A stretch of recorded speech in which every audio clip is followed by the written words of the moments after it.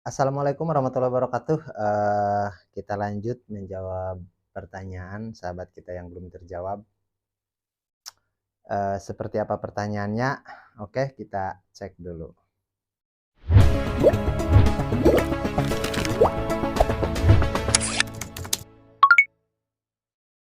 Ini ada pertanyaan dari sahabat kita yaitu Kang Baru Mulai. Namanya Baru Mulailah nama akunnya. Terus kalau kolam bundar D3 nggak pakai sistem kocor, muat berapa, Kang? Oke. Jadi D3 kurang lebih yaitu antara 7 sampai 8 kubik. Maknanya kalau kita kasih 200 ekor berarti 8 kali 2 16, berarti kurang lebih minimal 1.600 sampai 3.000. Biasanya seperti itu. Kalau nggak memakai sistem apa-apa lah. Meskipun itu pun sebenarnya kembali lagi kepada skill masing-masing, tapi rata-rata lah untuk pemula saya sarankan amannya itu di angka 2.000. Amannya di angka 2.000. Dan setelah aman 2.000 baru 3.000. Dan kalau misalkan mau tambah lagi, memang mau tidak mau kita harus menggunakan sistem. Salah satunya yaitu sistem kocor. Jadi dengan sistem kocor kita bisa muat kurang lebih 5.000. Kurang lebih seperti itu. Oke, mudah-mudahan bisa dipahami. Dan kita lanjut ke pertanyaan berikutnya, yaitu dari AE Channel.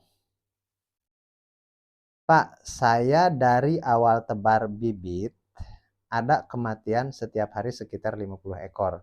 Padahal airnya udah diendapin 1 minggu. Oke, di sini saya mau garis bawahi. Yang pertama, tebar bibit ukuran berapa? Mananya bisa 45, 56, 78, atau 9, 10. Terus di sini nggak dikatakan sistemnya juga, sistem apa seperti itu. Karena begini, dalam budidaya lele, setiap sistem itu resikonya berbeda. Sistem kocor, sistem GWS, sistem RWS, seperti itu. Ataupun konvensional yang di kolam tanah itu resikonya berbeda. Semuanya cara yang menyebabkan kematiannya itu berbeda. Seperti itu. Jadi seharusnya di sini oke untuk Bang AE Channel bisa ditambahkan nanti misalkan menggunakan sistem apa, terus kepadatannya itu berapa.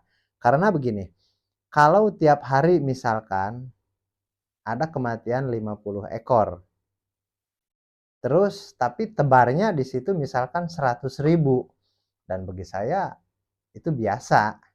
Dari keseluruhan misalkan ada 30 bak, 40 bak, terus ada kematian 50 ekor. Karena tebarnya banyak, ya itu dianggap biasa saja. Tapi kalau cuma tebar 1.000 ekor, ada kematian 50, nah itu masalah besar. Seperti itu. Jadi di sini saya nggak bisa menyimpulkan karena tebarnya berapa, terus sistemnya sistem apa, baknya seperti apa, jadi agak susah juga menganalisanya seperti itu. Tapi paling tidak begini, eh Bang Ae bisa coba dengan cara kalau misalkan sistem kocor, misalkan nih sistem kocor, bisa dengan cara selama 2 minggu atau minimal 10 hari jangan kasih masuk air. Maknanya jangan pakai sistem kocor dulu. Seperti itu, sampai kelihatan ikan itu betul-betul agresif. Dan sekalipun mau menambahkan kocor itu bertahap. Maknanya kita kasih kecil dulu seperti itu. Jadi enggak sekaligus. Karena menurut logika seharusnya kan semakin besar air yang masuk, air baru seharusnya semakin bagus. Tapi kenyataannya enggak begitu. Kenyataannya enggak begitu. Seperti itu. Oke, kita lanjut ke pertanyaan berikutnya.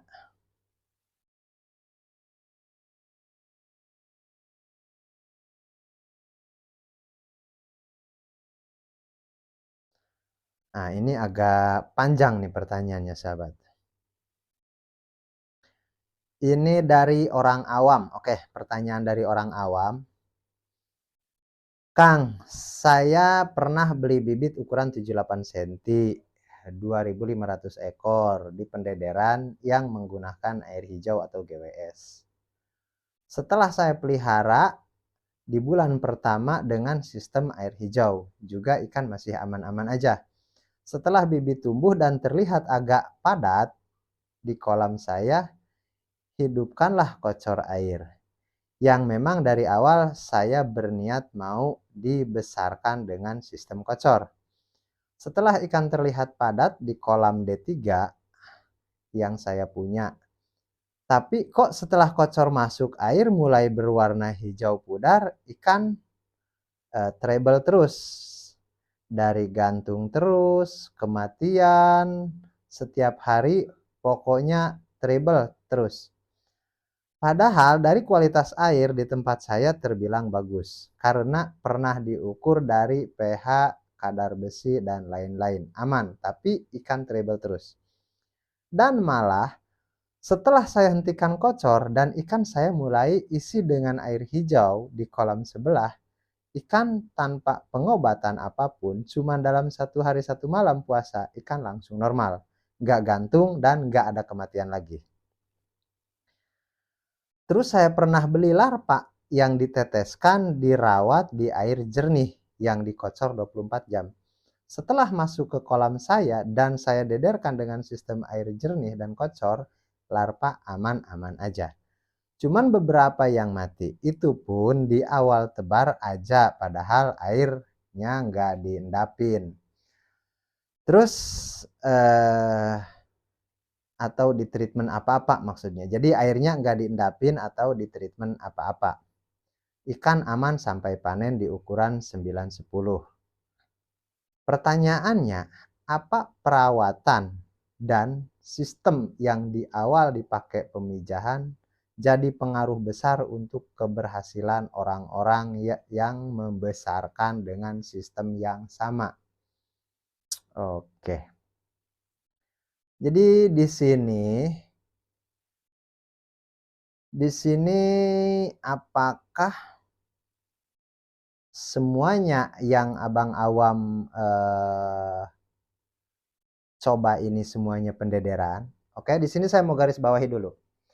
Yang pertama yang menggunakan sistem kocor, terus katanya dikocor. Berarti itu disebut pendederan. Oke, pendederan. Terus dan yang kedua menggunakan sistem kocor itu pun sama pendederan. Oke. Jadi begini. Pada dasarnya memang sedikit besarnya ada pengaruh. Bahkan kalau menurut Bang Awam tadi, apakah berpengaruh sistem yang kita lakukan terhadap sistem si pemijahan? Pengaruh ada.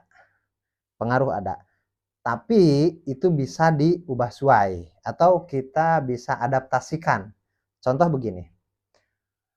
Udang Paname di habitatnya itu air laut. Oke, air asin.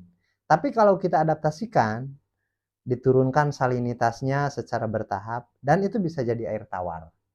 Terus yang lainnya contoh ikan bandeng. Ikan bandeng itu ikan air asin asalnya. Terus diadaptasikan bisa menjadi ikan air tawar juga seperti itu.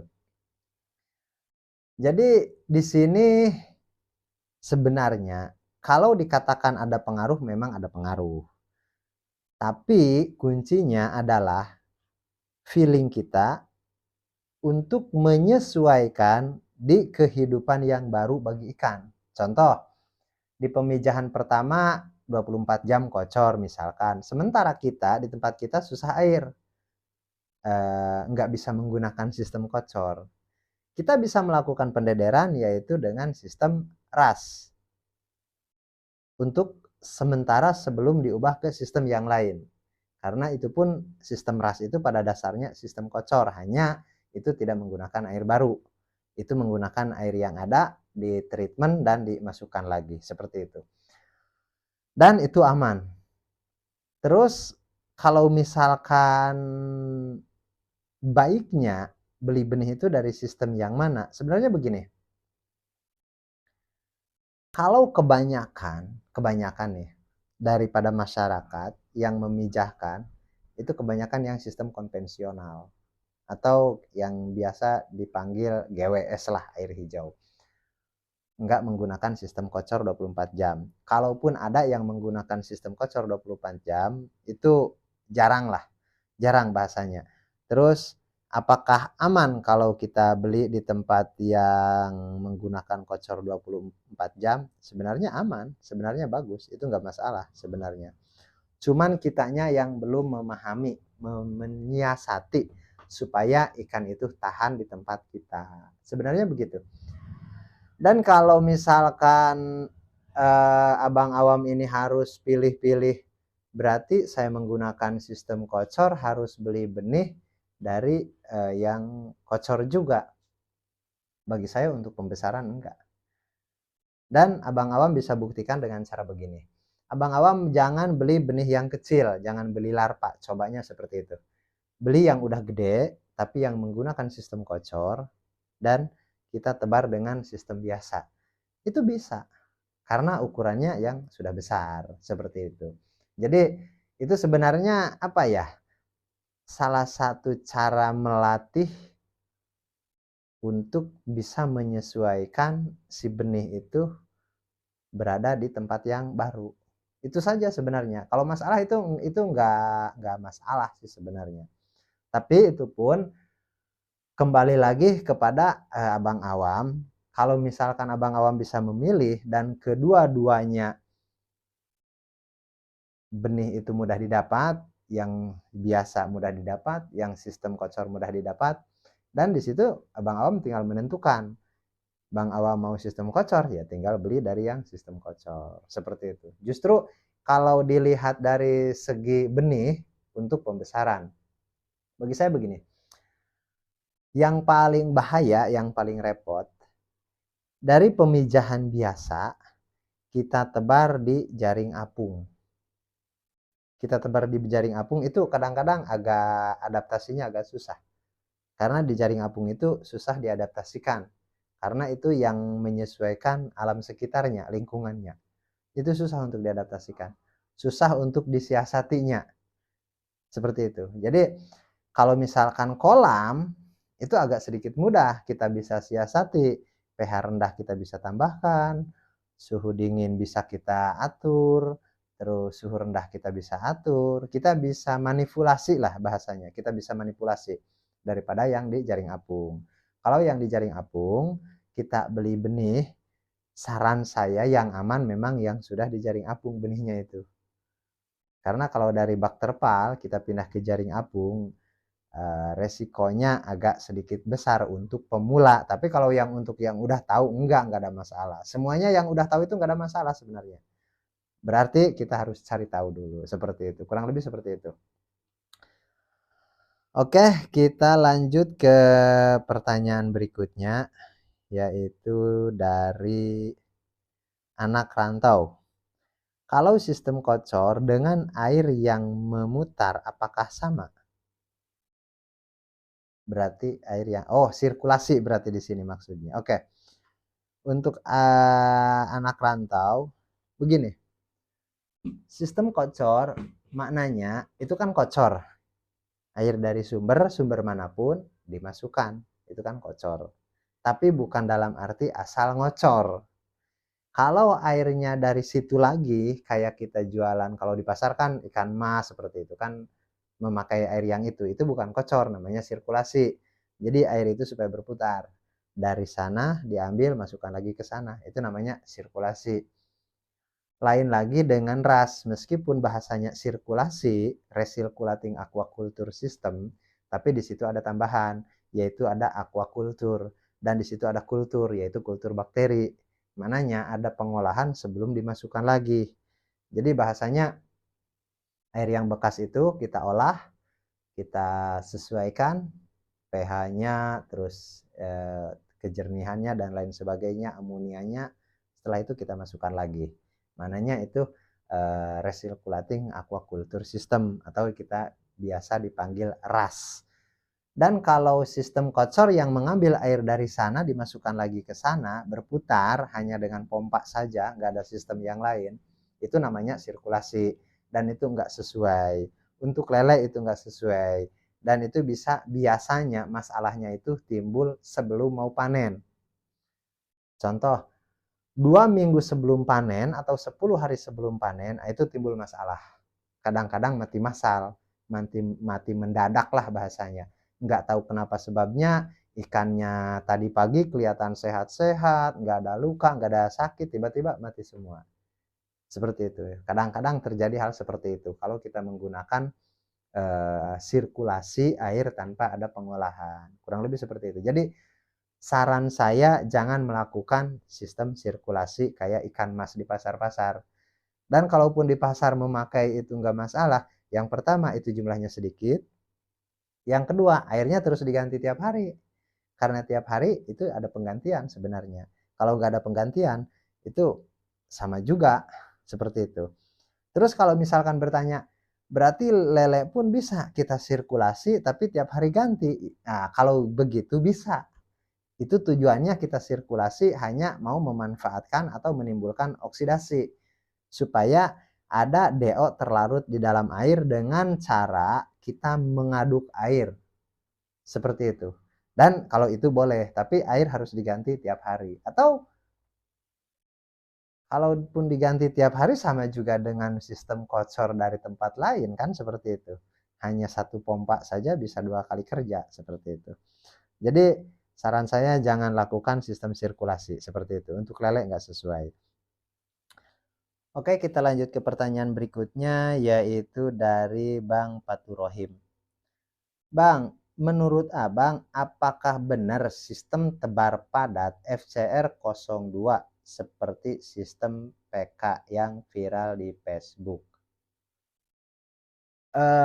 Begini, secara imajinasi itu bisa dilakukan. Oke, saya ulangi, secara imajinasi itu bisa dilakukan. Tapi secara real, dalam jangka panjang itu nggak bisa. Dan jangan tanya saya pernah, karena semua sistem saya pernah. 1000 ekor per meter kubik pun saya pernah. 5000 ekor per meter kubik pun saya pernah. Apakah nggak panen? Panen. Tapi kalau dihitung secara keseluruhan, untung ruginya, kelebihannya, kekurangannya, dalam jangka panjang itu nggak sesuai. Dalam jangka panjang itu nggak sesuai. Kecuali kita seperti di negara-negara yang modern, ditunjang dengan fasilitas atau peralatan yang sesuai. Jadi kalau begitu itu bisa saja. Tapi kalau misalkan seadanya begitu kan, cuman kita tambahkan kocor, kepadatan tinggi. Dan begini ceritanya sahabat. Kebanyakan di media sosial sangat jarang yang, ya maaf saya katakan, yang 100% mengatakan apa adanya itu sangat jarang. Mungkin ada lah, tapi yang saya dapati belum ada. Yang 100% original dari A sampai Z, resikonya, kelebihan dan lain sebagainya ini itu macem lah. Itu enggak ada. Ada beberapa hal yang ditutupi. Dan kalau tujuannya untuk viral, ya sebenarnya mudah. Sebenarnya mudah. Apapun bisa diopinikan kalau tujuannya hanya untuk viral. Jadi di sini pun harus digarisbawahi. Yang jelas begini. Kalau misalkan sahabat penasaran, tinggal cari kontaknya, hubungi dan langsung ke tempatnya. Dan jangan satu kali. Jangan satu kali. Dan jangan berurutan. Mananya kalau saya untuk mencari kebenaran dulu begini. Bulan ini saya lihat. 3 bulan kemudian saya lihat lagi. Dan 6 bulan kemudian saya lihat lagi. Seperti itu. Jadi nggak berurutan seperti 3 hari atau 3 bulan berturut-turut, enggak saya. Jadi ada jeda, ada durasi seberapa tahan. Dan yang neko-neko, yang macem-macem itu nggak ada yang kekal. Contoh, banyaklah orang yang bikin channel atau banyak orang yang mengatakan bahwa di apa namanya, di tempat dia itu kan, atau saya ceritakan begini, ada dulu saya belajar yang saya kagumi lah orangnya. Dia bikin bak, terus dia budidaya lele, dan dia bikin dokumentasi lah bahasanya, 100% full magot. Ada yang begitu. Tapi nggak sampai 2 tahun dia bangkrut. Nggak ada magotnya, nggak ada lelenya. Baknya pun nggak ada diganti, udah bisnis lain. Ada juga satu teman saya juga yang dia belajar di tempat lain lah bahasanya. Terus datang ke rumah saya, oke kamu lihat cara saya budidaya lele. Oke saya lihat. Dia menggunakan ajola. Dia bilang ajola ini proteinnya tinggi dan saya bisa gratis pakan. Ajola itu 3 hari sekali diambil. Oke. Dan dia tebar cuma 1.000 ekor. Satu kolam. Kolam itu 2 kali 3, tebar 1.000 ekor. Dan setelah 1 bulan dia pisahkan jadi 2 kolam. Ya untuk 1-2 bulan itu oke, bahkan sampai panen, sampai panen. Tapi itu pun saya tanya juga, coba kamu tebar 5.000 atau 10.000 ekor. Saya mau tahu gimana kamu cara mendapatkan ajola itu. Dan dia coba dari 1.000 ke 3.000, nggak sampai 5.000, 3.000 udah tumbang. Dan udah terpalnya digulung, tutup, masuk atap rumah dan dielap, disimpan, nggak ada cerita. Tapi beliau sempat mengupload video itu di YouTube. Sempat mengupload video. Maknanya sampai sekarang pun videonya masih ada. Dan kenyataannya itu nggak ada. Jadi kalau ditanya ada nggak yang seperti itu ada. Tapi nggak tahu beberapa bulan ke depan. Karena yang tahun lalu ada, banyak yang sekarang itu nggak ada. Yang tahun lalu ada, sekarang banyak yang udah hilang, nggak ada. Seperti itu. Jadi kita harus apa namanya, pandai memfilter lah. Kita misalkan mau belajar ataupun mau mencari mentor, paling tidak si mentor itu sudah mempunyai pengalaman yang cukup panjang. Bukan dalam arti dia belum pernah jatuh, bukan. Tapi dia bertahan dalam kejatuhannya itu dan bangun lagi, bangkit lagi. Dan sampai saat ini masih berjalan, saya rasa itu sudah patut kita hargai lah, atau patut kita bertanya kepada beliau. Karena paling tidak begini, bagi saya orang yang sudah lama di budidaya itu, terlepas daripada dia sekarang masih eksis atau sudah tidak eksis lagi, paling tidak kalau dia masih eksis, kita banyak mengambil hal-hal yang positifnya sebagai inspirasi. Kalaupun misalkan sudah tidak eksis lagi, kalau kita lihat rekam jejaknya dia cukup baik, cukup lama berpengalaman, paling tidak kita bisa mengambil poin-poin penting yang dianggap resiko tertentu itu kita belum tahu. Jadi hal-hal negatifnya kita bisa diambil juga sebagai apa namanya, pembatas supaya kita jangan melakukan kesalahan hal yang sama seperti beliau. Paling tidak begitu. Jadi yang jelas bukan baru pertama kali tebar, terus bikin video, padahal itu saja. Dan ya maaflah, kayak ada juga sahabat kita yang gabung di fitur gabung di member, terus mengirimkan video sama saya, mengirimkan video dari YouTube lah, ini linknya Bapak lihat. Saya lihat videonya, dan yang apa namanya, saya cari di halaman berandanya itu video budidaya lele itu cuma ada 3, dan channelnya itu usianya sudah 4 tahun. Selama 4 tahun dia pertama bikin channel, dia budidaya lele. Sampai merambat ke ikan hias, sampai merambat mereview ikan, dan lain sebagainya. Pada akhirnya, dia sampai ke bengkel motor, ganti tahun lagi dia bikin review alat-alat elektronik, dan ya semua dia upload di YouTube. Dan begitu saya hubungi melalui email, Saya tanya, "Bapak masih budidaya lele?" "Oh enggak, itu 4 tahun yang lalu." "Terus kenapa sekarang berhenti?" "Ya mungkin, tidak sesuai lah untuk saya, karena saya rasa rugi, pakan makin mahal dan macam-macam lah." Dan videonya di YouTube masih ada, sampai sekarang masih ada. Dan kalau misalkan sahabat penasaran, sahabat bisa WA ke admin saya bisa kirimkan linknya. Karena saya nggak mau sebut di sini nama channelnya seperti itu. Tapi sahabat bisa buktikan seperti itu. 4 tahun yang lalu dia pernah budidaya dan 1 kali saja budidaya.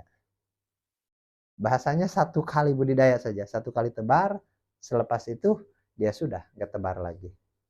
Dan itu pun cerita manisnya saja yang diunggah. Cerita kematian masalnya enggak. Seperti itu. Kurang lebih seperti itu. Jadi kita harus bijak lah. Jangan menelan mentah-mentah. Kalau pertanyaannya apakah benar hal yang seperti itu ada, seperti yang Bapak bilang, yang viral di Facebook itu ada. Itu ada.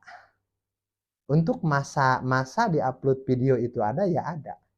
Tapi nggak tahu beberapa bulan ke depan masih ada atau enggak. Seperti itu. Kalaupun itu di-upload tahun lalu, apakah tahun ini masih ada? Belum tahu lagi. Seperti itu. Oke, yang original itu adalah yang dari dulu ada sampai sekarang ada. Seperti itu. Kurang lebih seperti itulah. Oke, saya pikir mudah-mudahan bisa dipahami untuk Mas Fatur Rahim, dan kita selalu berhati-hati untuk belajar meskipun ilmu itu dari sisi manapun kita bisa ambil, tapi paling tidak kita bisa ambil hikmahnya saja, jangan ditelan mentah-mentah. Oke, saya pikir untuk video kali ini cukup sampai di sini dulu dan kita ketemu di pembahasan berikutnya. Assalamualaikum warahmatullahi wabarakatuh.